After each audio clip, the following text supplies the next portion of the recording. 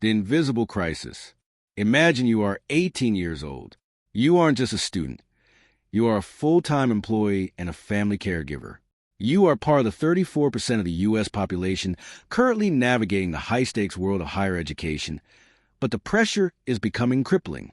For one-third of college freshmen, this stress is the reason they will never return for their sophomore year. Locally, at institutions like MCC, professors are seeing students in tears, paralyzed by the fear of falling behind. But what if the very thing people tell you to turn off, your music, is actually a biological key to your survival? The biological blockage. Science reveals a dangerous overlap in your gray matter.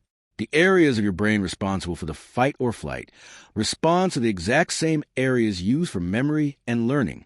When you are under chronic stress, your body releases catecholamines. These chemicals don't just make you feel anxious.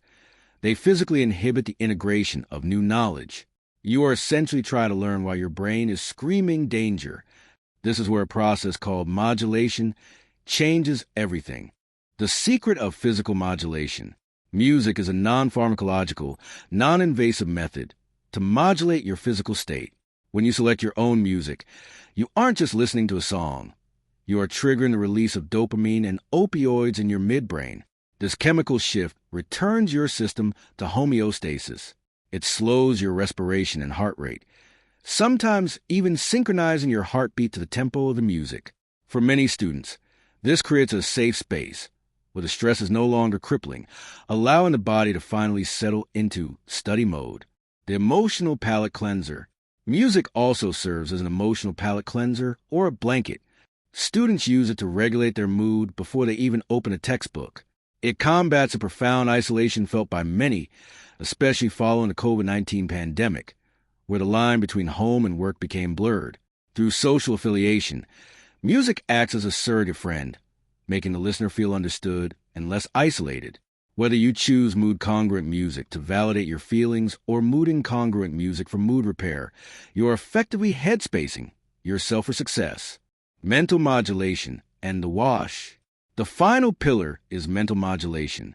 Music acts as a wash that occupies the distracted parts of your brain, allowing you to hone in and stay in the zone. While the Mozart effect for spatial reasoning is often debated, modern research confirms that music increases arousal and reduces the stressors that interfere with learning. For many, background sound is essential. It masks distracting household noises and improves the speed of memory retrieval. It's not a distraction. It's a motivator that helps you push through a paper you've been dreading. The paradox of sadness. But what about sad music? Why would we listen to something heartbreaking when we already feel down? This is the tragedy paradox. According to pleasurable compassion theory, listeners who enjoy sad music experience high empathic concern, but nominal personal distress. You're feeling sympathy for a virtual person without the real-world cost of tragedy. This allows for a cathartic release, a temporary emotional cleansing that actually improves your mood and prepares you to face your academic challenges. Your earbuds aren't a sign of rudeness or distraction. They are a powerful tool for academic success. Music is a neurochemical bridge between being overwhelmed and being unstoppable. Modulate your mind. Master your stress.